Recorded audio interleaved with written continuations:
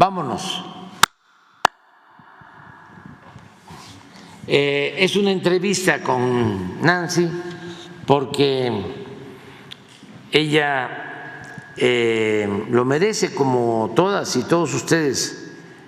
Nancy ha tenido una actuación destacada en el periodismo de investigación, y mientras la mayoría de los medios, no todos, se han volcado en contra de nosotros, de la transformación del país, la revista de Nancy, Contralínea, ha estado haciendo un periodismo cercano a la gente, distante al poder. Es como una sustitución, guardadas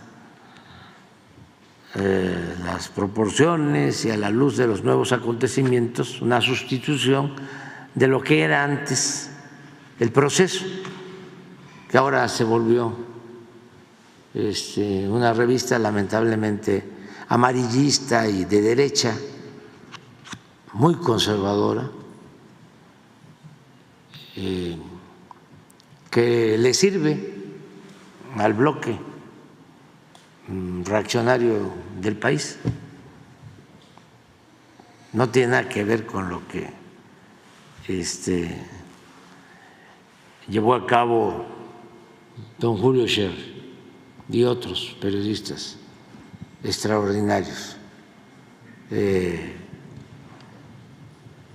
independientes y con ideales y principios. Adelante.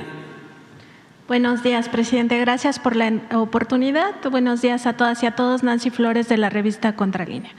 Presidente, más allá de esta consulta ciudadana que se hizo para juzgar a los expresidentes, le quiero consultar acerca de la impunidad que sigue atravesando estos grandes flagelos que generaron algunos de estos expresidentes. Se lo pregunto porque hay un clamor en el país todavía de que siguen impunes algunos casos muy graves. Para no irnos más lejos, el caso de Felipe Calderón Hinojosa, quien durante su mandato desató esa supuesta guerra contra el narcotráfico, que en realidad fue una guerra social, y que en esta guerra contra el pueblo de México se cometieron crímenes de lesa humanidad que no prescriben. Él parece sentirse en un manto impune desde su refugio en España, concretamente en Madrid.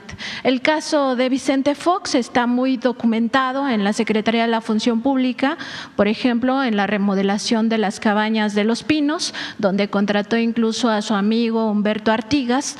Está todo el tema del cabildeo que hicieron sus hijastros hijos de Marta Sagún en Petróleos Mexicanos, que causaron daños al erario. Eso también ya está demostrado, como el caso Oceanografía. Está también todo el robo, el saqueo que se hizo de los dineros que se obtuvieron justamente por la bonanza petrolera.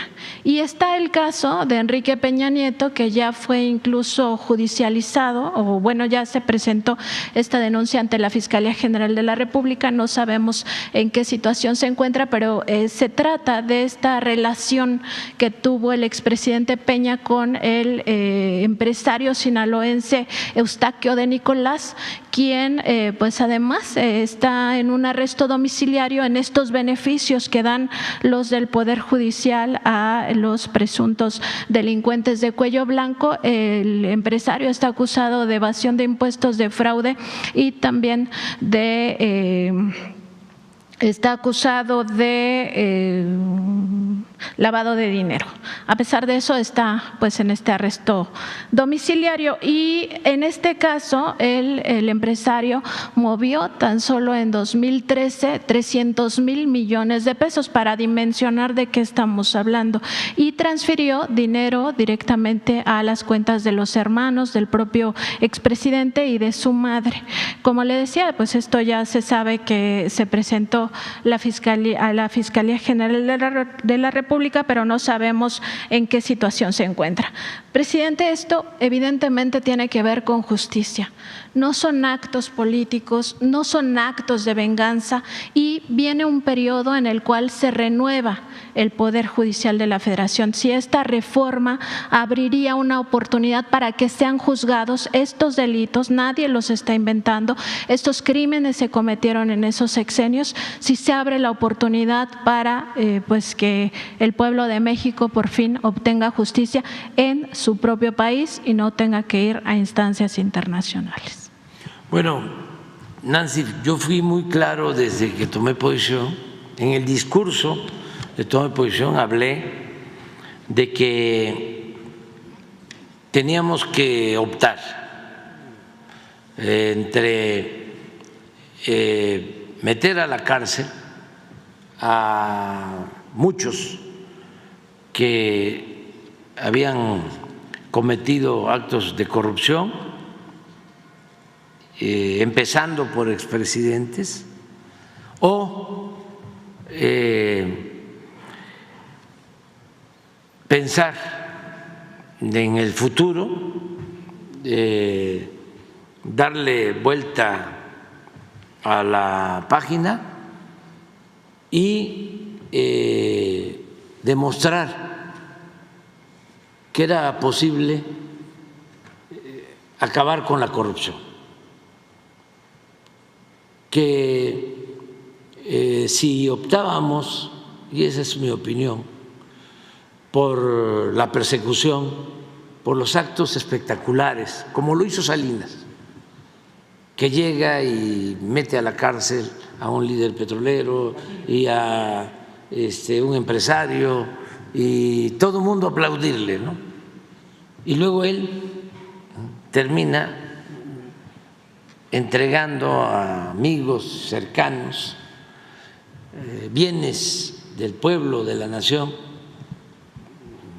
Es sin duda el presidente que más promueve la desigualdad social en el país. Es el padre moderno de la desigualdad, porque unos cuantos se hacen inmensamente ricos con bienes del pueblo y de la nación. Pero con estas medidas espectaculares, al año de haber llegado, ya se les había olvidado a la mayoría, también por el control casi absoluto de los medios de comunicación, por la propaganda política, ya se les había olvidado de que se había cometido un fraude electoral y que lo habían impuesto en la presidencia. Y le aplaudían en todos lados. Entonces dijimos, eso no, vamos a que se lleve a cabo una verdadera transformación y vamos a hacer que se ponga en la agenda, en los primeros lugares, el problema de la corrupción. Y vamos a hacer conciencia en eso y vamos a estigmatizar la corrupción. Vamos a demostrar que la corrupción política es la causa de la desigualdad económica, la causa de la pobreza. Vamos a demostrar que es el mal que más aquejaba a nuestro país, con el ejemplo. Pero si metíamos a la cárcel a los corruptos y teníamos que empezar de arriba para abajo, pues nos iba a llevar muchísimo tiempo y no íbamos a poder sentar las bases de la transformación. Por eso hablo de que la política es optar entre inconvenientes. Presidente. Y es justicia también,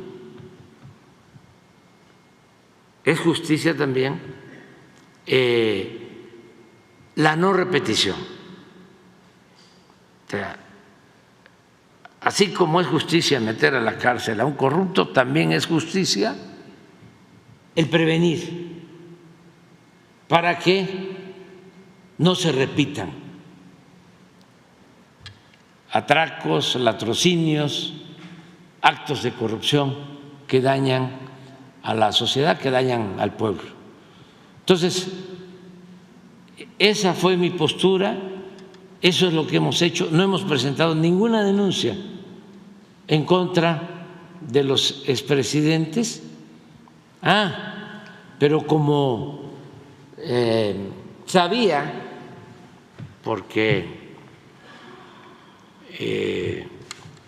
tengo alguna experiencia en el oficio noble de la política, sabía que al final me iban a decir los mismos mafiosos de que yo había tolerado la corrupción y que no había yo castigado, investigado, encarcelado a expresidentes o a otros altos funcionarios públicos. Dije en su momento, esta es mi opinión. Mi opinión es no perdamos tiempo y vamos hacia adelante a demostrar de que se puede. Decir, se acabó con la corrupción. Pero como podían decir, fue cómplice, ¿sí? O toleró la corrupción. Convoqué a una consulta para que el pueblo decidiera de conformidad con lo que establece el artículo 35 de la Constitución. Y se llevó a cabo esa consulta y se le preguntó a la gente. Pero como los medios, volvemos a lo mismo, estaban y siguen estando muy controlados por los grupos de intereses creados, pues no les importó, no difundieron de que iba a haber esta consulta. Los partidos del bloque conservador convocaron a no participar en esta consulta y de acuerdo a la ley se tenía que contar con una participación para que el resultado fuese vinculatorio, es decir, para que se llevara a efecto la investigación en contra de los expresidentes, se necesitaba una participación mayor del 40%. ¿Y qué sucedió? Se llevó a cabo la consulta, pero no se alcanzó la participación del 40%.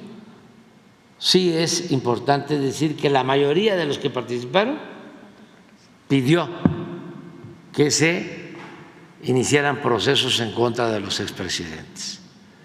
Entonces, ¿qué pienso?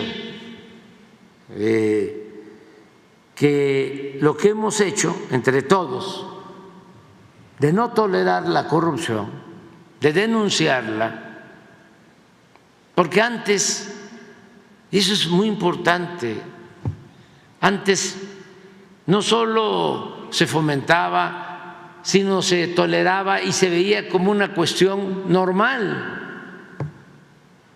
Un expresidente llegó a decir que la corrupción era parte de la cultura del pueblo de México. Y nadie ninguno de estos periodistas famosos, conductores de radio, de televisión, ninguno hizo una mención a ese absurdo ofensivo para el pueblo de México. Y lo mismo, no existía la palabra corrupción en el discurso político. No se hablaba de corrupción en el Congreso, mucho menos en el Poder Judicial, ni en el Ejecutivo, bueno, ni en la academia, ni en las universidades. Lo he dicho varias veces durante todo el periodo neoliberal. No se elaboraron tesis de licenciatura, de maestría, de doctorado sobre el principal problema de México, que era la corrupción. Entonces, hemos avanzado mucho porque eso ya no es como antes.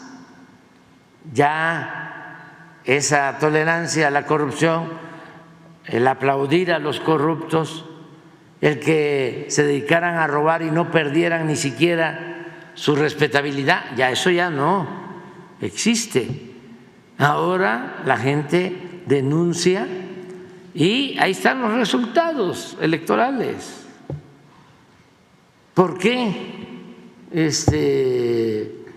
no ganan los conservadores? Porque son muy corruptos y la gente lo sabe, muy corruptos y muy hipócritas. Fíjense lo que declaró el presidente del PAN. Marco Cortés. Sí. ¿Cómo se llama? Marco Cortés. Marco Cortés. No vi la entrevista, pero me platican. A lo mejor puedes sacar ahí un fragmento al rato para constatar si es cierto o no. Pero le confiesa al periodista René Delgado que se habían equivocado, porque ellos debieron de haberse opuesto a los programas de bienestar. Fíjense, porque los programas de bienestar, esto lo dice pasada la elección, porque los programas de bienestar van en contra de su doctrina, si se le puede llamar doctrina a eso, porque ellos son partidarios de la falacia esa, ¿sí?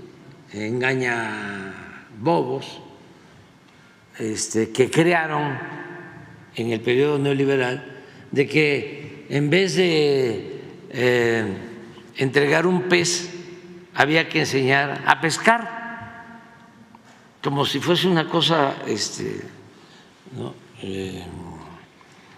Fundamental, ¿no? En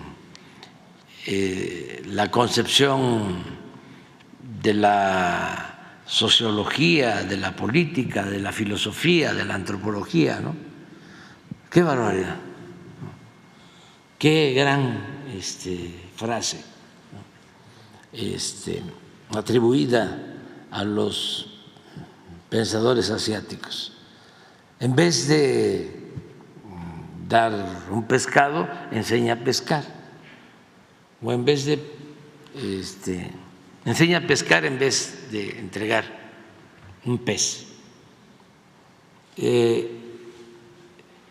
Esa es una falacia, es una quimera, un sofisma. Esa es una concepción ridícula. vas a enseñar a pescar y no vas a dar pescado. ¿Y en dónde va a pescar entonces la gente? ¿Qué va a pescar? ¿Qué no es la obligación del Estado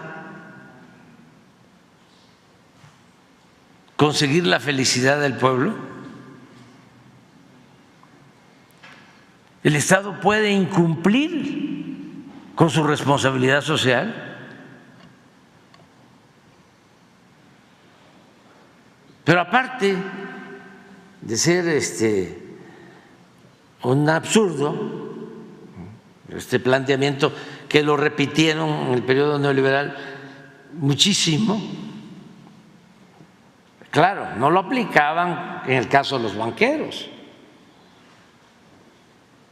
Cuando rescatan con el FOBAPROA, ¿sí?, a los de arriba, cuando convierten las deudas de unos cuantos en deuda pública, no aplicaron, oye, enséñalos a pescar, no les des pez, porque no les diste mojarra, ni peje lagarto, ni bobo, ni sardina, les diste robalo y huachinango, ¿no? Y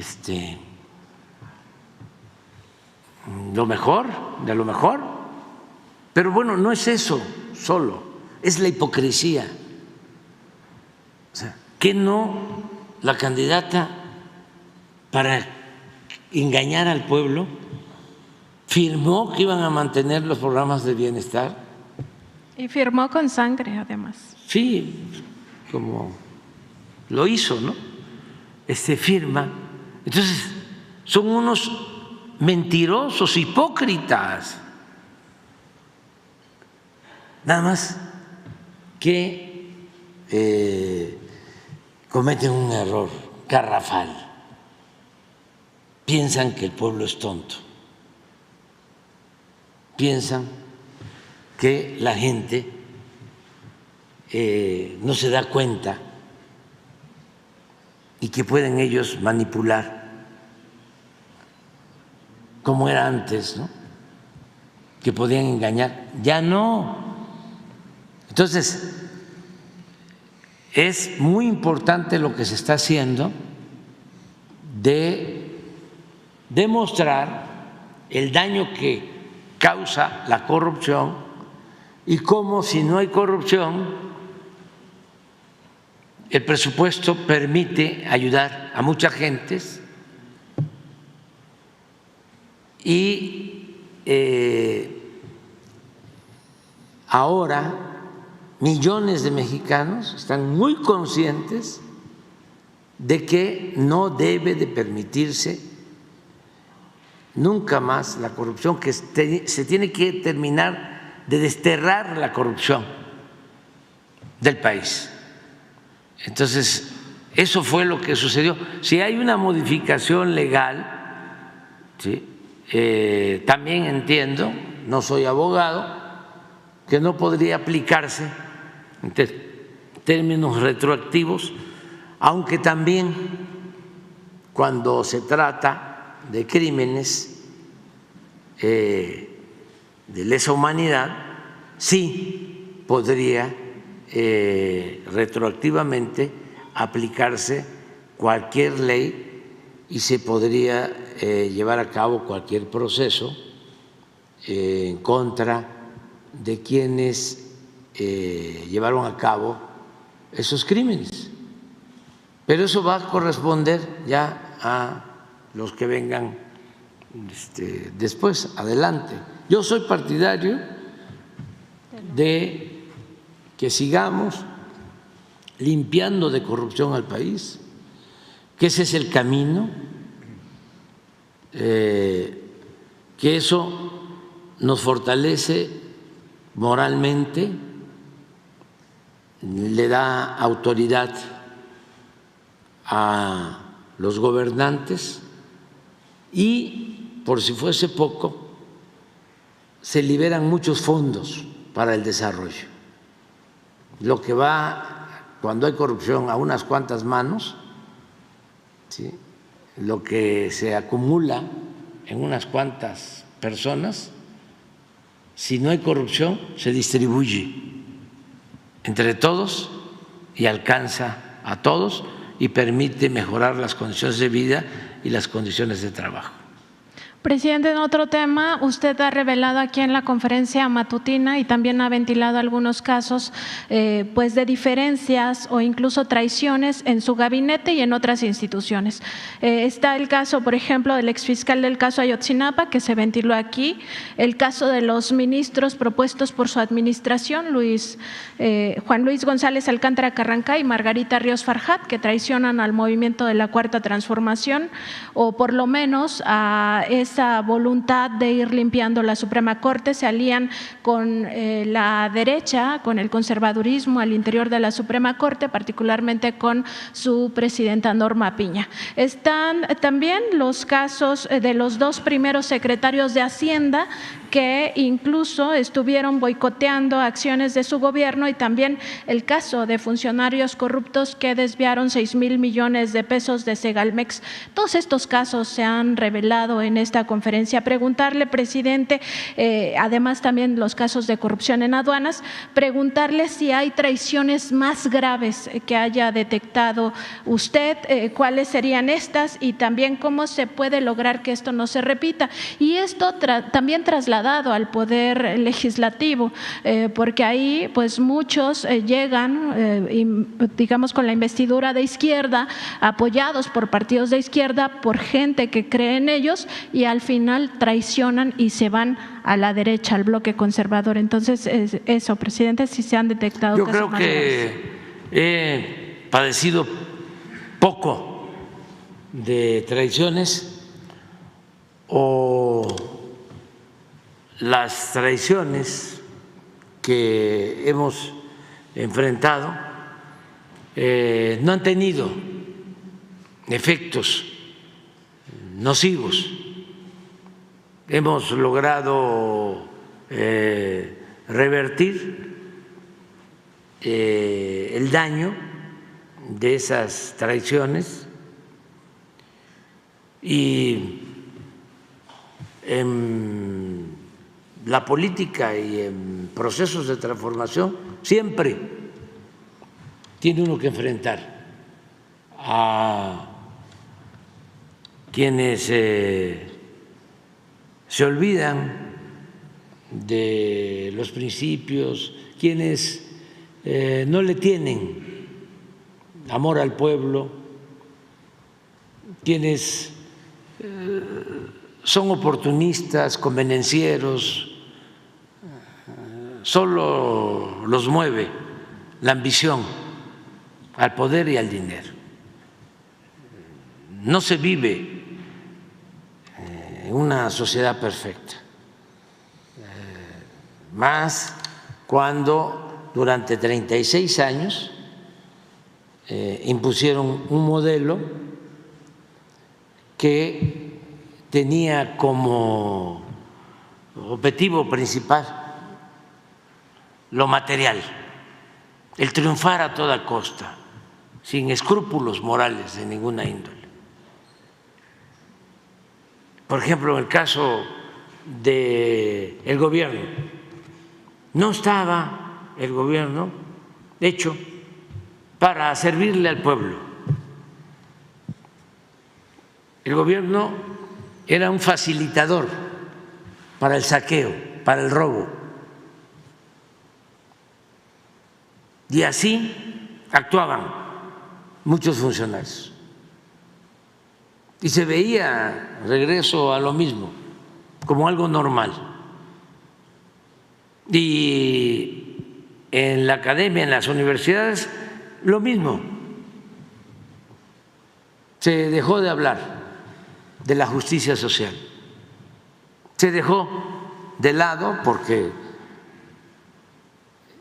en los hechos dejaron de pensar en la reforma agraria, pues se dejó en la academia y en la universidad de impartir derecho agrario. Y ya no tenía la misma relevancia el derecho laboral. Era lo fiscal, lo mercantil,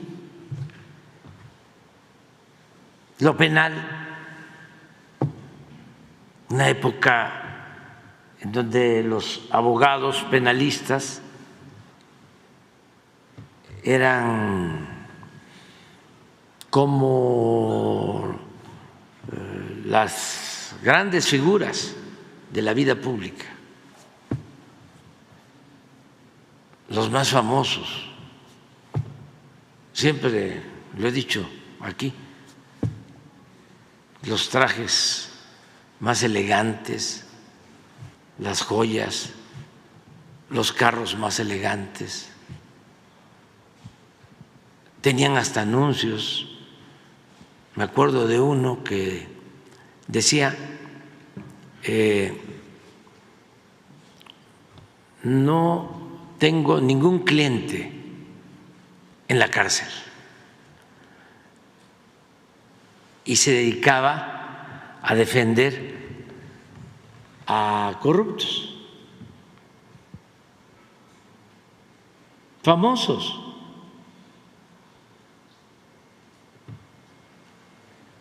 Entonces, siempre hay tradiciones, y repito, más en las épocas de decadencia. Sin embargo, no ha pasado a mayores. Una de las cosas que más lamento fue el fraude en Segalmex, porque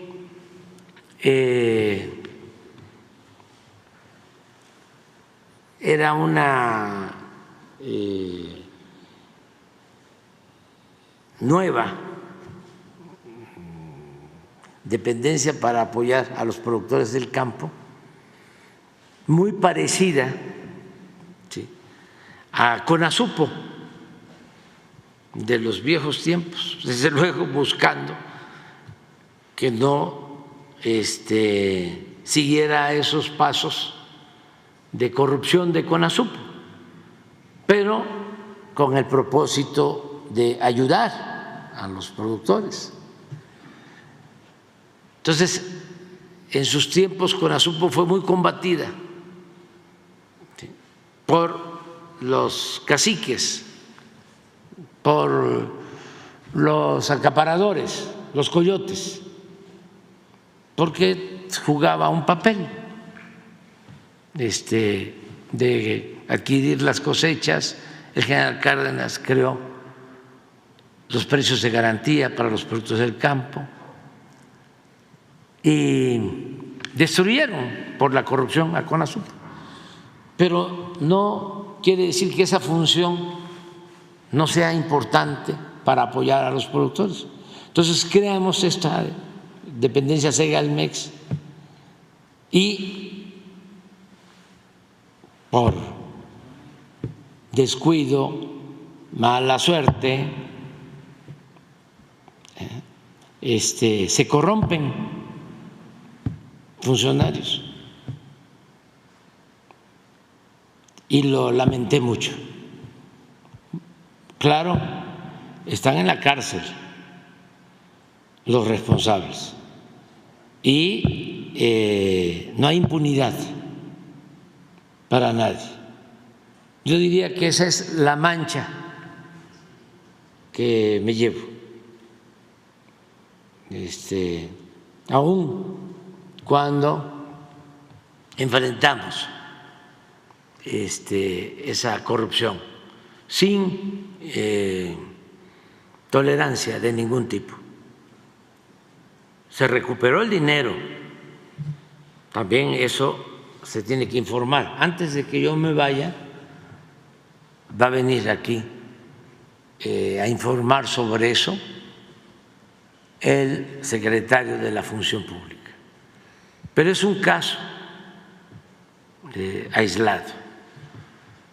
no hay nada que haya significado, como era antes, ¿sí?, un acto de corrupción mayor o muchos actos de corrupción, como sucedía en los anteriores gobiernos. Por eso puedo sacar el pañuelo blanco. No hemos permitido la corrupción de nadie, y las traiciones pues no han hecho mella.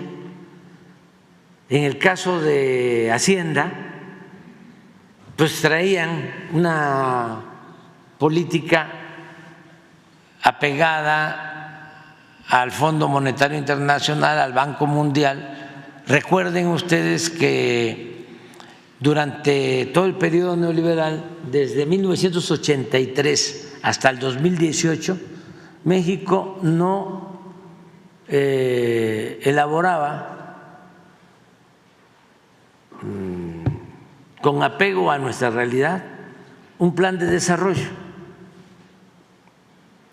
Los gobiernos de México se dedicaban a cumplir con las recomendaciones que enviaban los organismos financieros internacionales.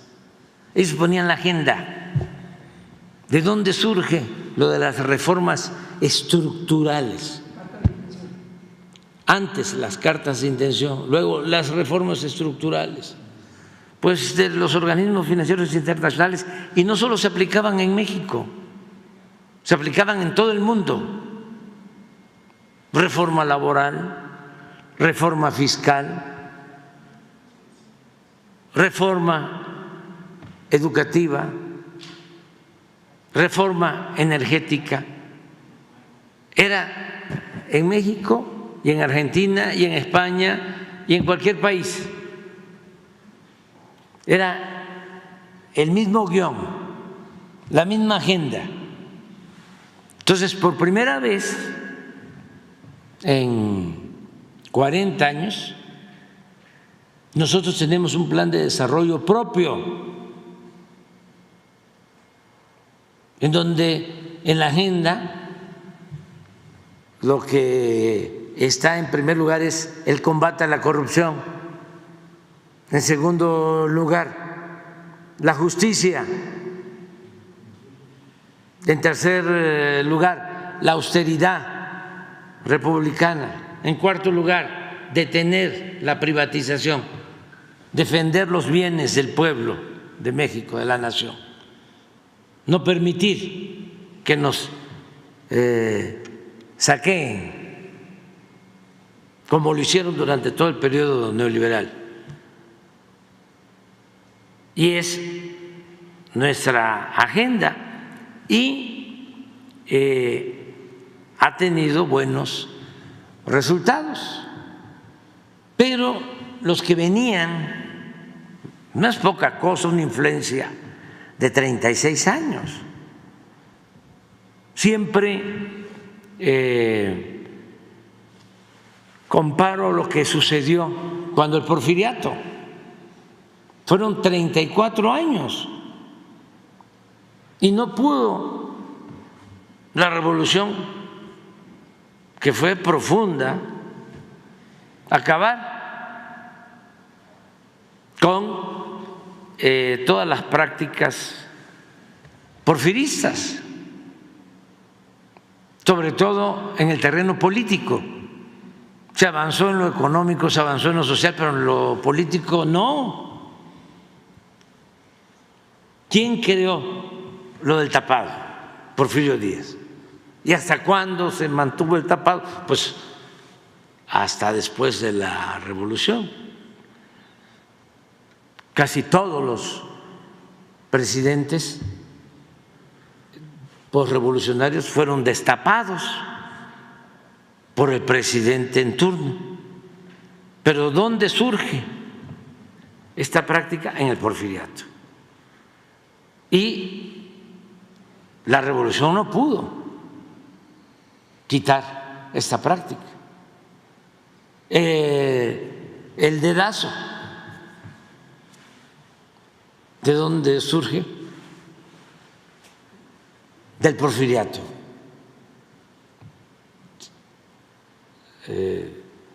La reelección que regresó del Porfiriato, el acarreo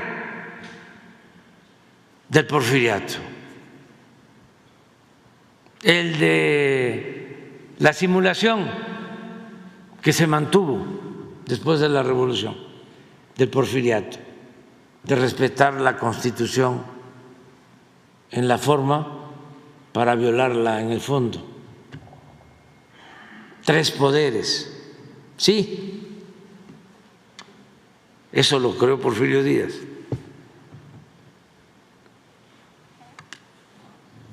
Pero el poder de los poderes era él.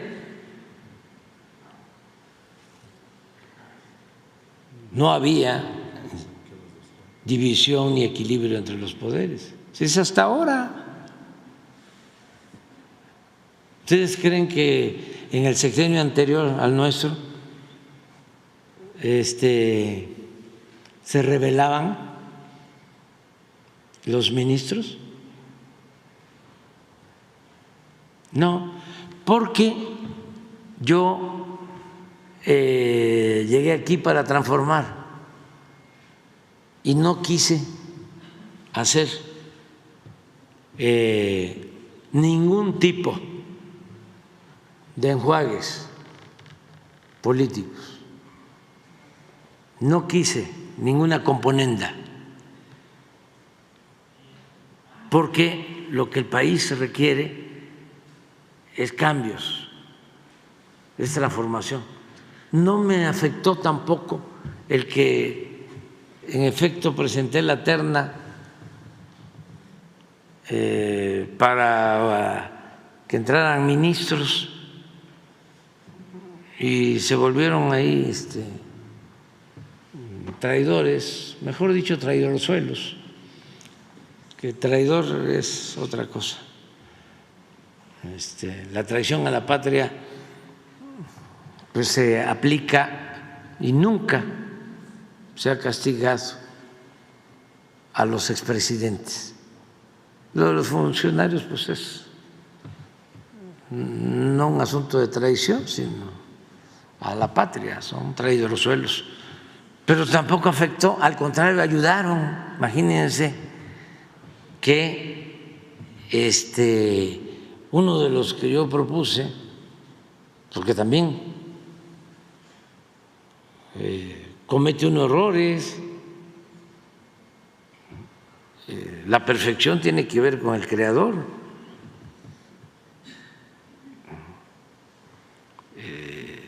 Uno está expuesto a equivocarse. Además, así es la condición humana, ¿no? Uno de los que propuse fue el que en su casa de Las Lomas se reunió o hizo posible la reunión del presidente del PRI con la presidenta de la Suprema Corte. Imagínense el favor que nos hizo. ¿Qué voy a estar enojado con él? Al contrario, ¿sí? Le tengo que agradecer. Es como si yo estuviese enojado, ¿no?, con Aguilar Camín o con Claudio X González. No, hasta los voy a condecorar porque nos han ayudado mucho. O sea, al enseñar el cobre nos perjudicaba mucho la simulación. El que se manejaran en 2 aguas, la política robalera, y ahora no, ahora es hasta para un desplegado, se los sugiero.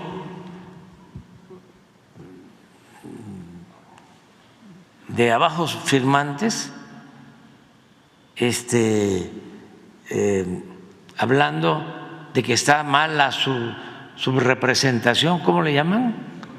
Sobrerepresentación, ¿sí? Y que hay que violar la Constitución, pues es eso. La Constitución establece una fórmula, pero a ellos ya no les gusta.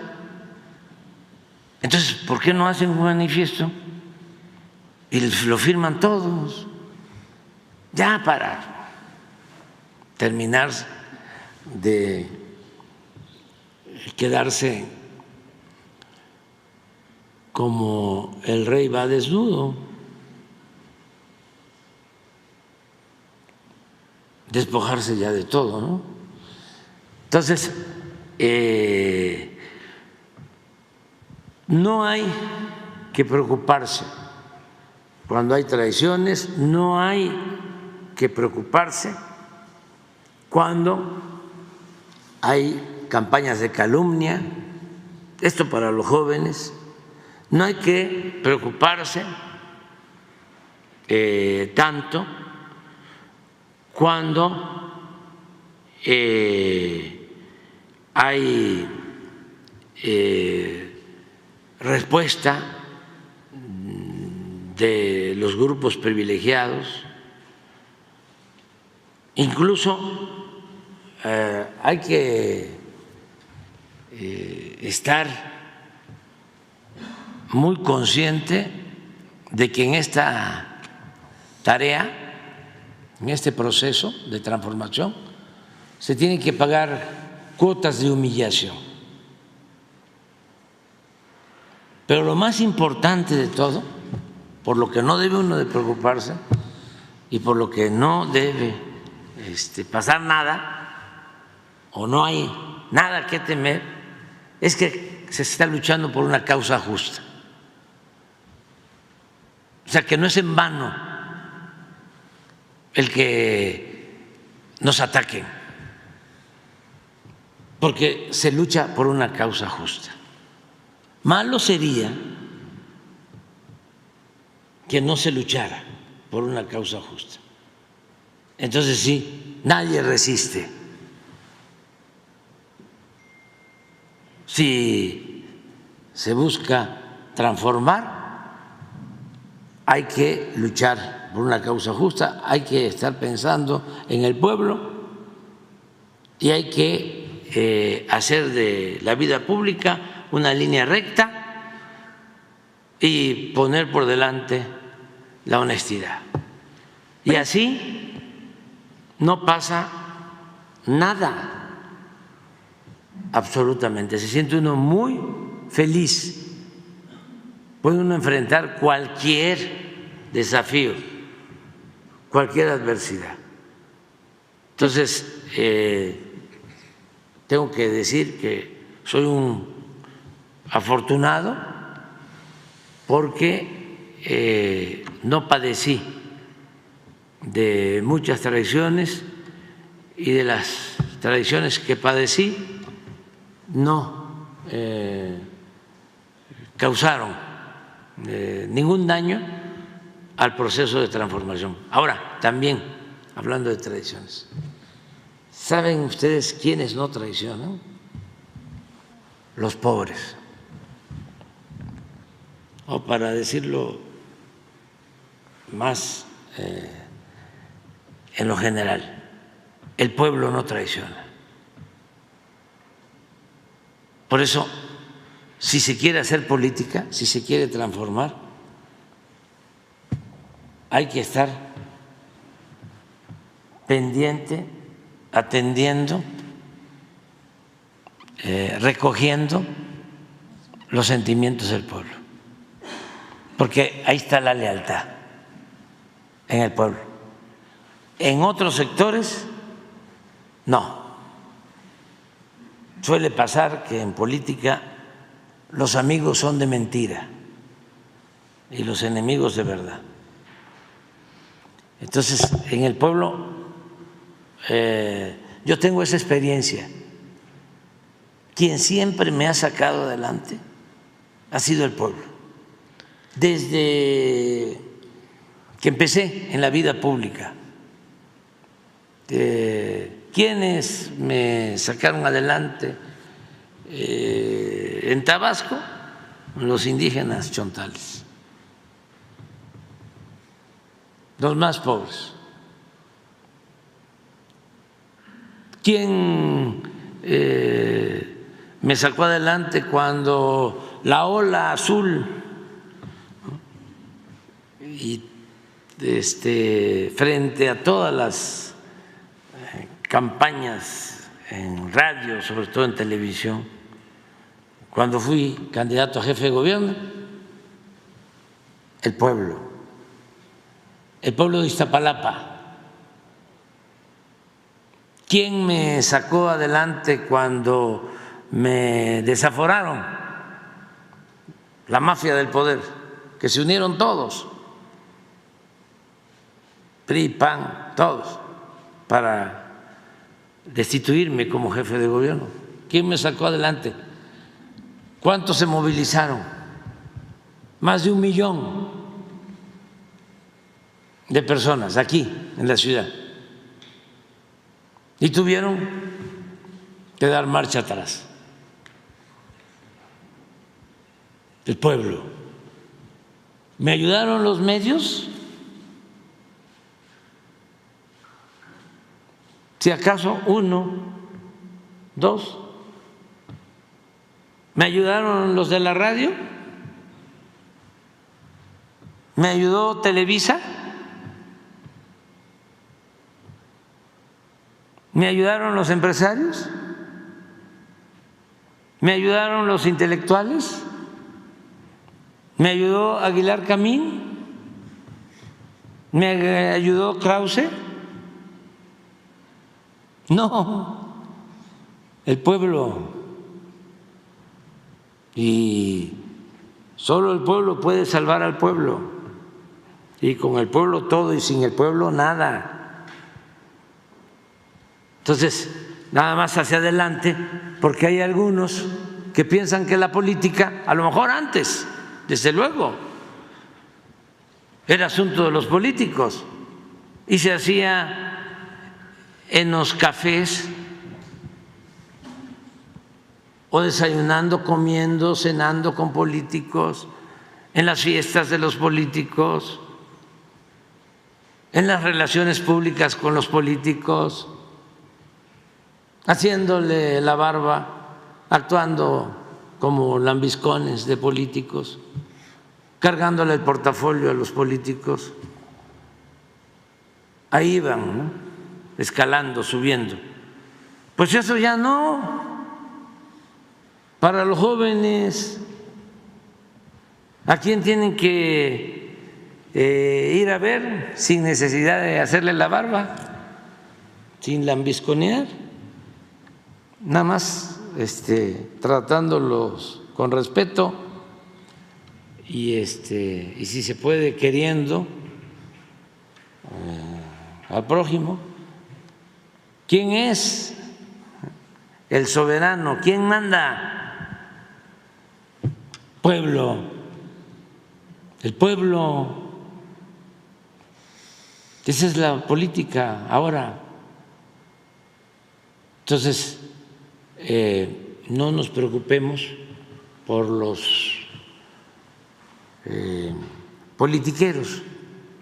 Presidente, en este mismo contexto, preguntarle si en esta lucha contra la corrupción y la impunidad no sería importante en las próximas reformas que se ya legislara para quitar el fuero a justamente los legisladores. ¿Y por qué lo digo? Porque se ha convertido en una cueva donde llegan algunos políticos y algunos empresarios justamente por el fuero para evadir la acción de la justicia y en realidad no representan al pueblo. Sí, hay que quitar todos los fueros y los privilegios.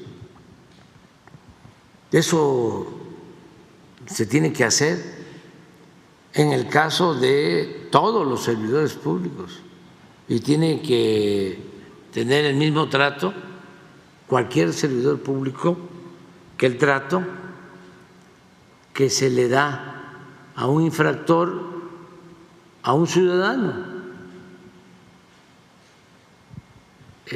Incluso se tiene que castigar con más severidad al servidor público que al ciudadano.